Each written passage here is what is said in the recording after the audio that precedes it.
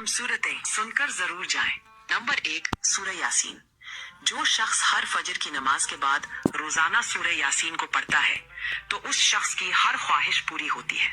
Number 2, सूरह कहफ। सूरह कहफ को अल्लाह ताला की रोशनी के लिए हर जुम्मा को पढ़ा करे और सूरह कहफ की पहली 10 आयत याद कर लेने से ये आपको दज्जाल के फितने से भी बचाएगी।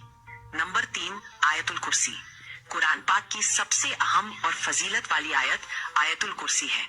जो शख्स रोजाना हर फर्ज नमाज के बाद आयतुल कुर्सी को पढ़ता है तो अल्लाह ताला उस शख्स के और जन्नत के बीच में सिर्फ मौत का फासला रखता है। नंबर 4, सूरह इखलास। इसका सवाब 1/3 भाग कुरान पाक पढ़ने के बराबर है।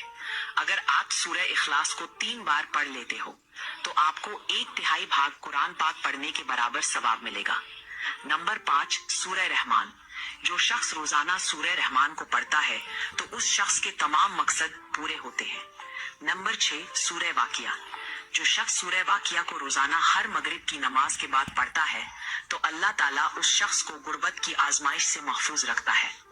और नंबर 7, सूरह मुल्क।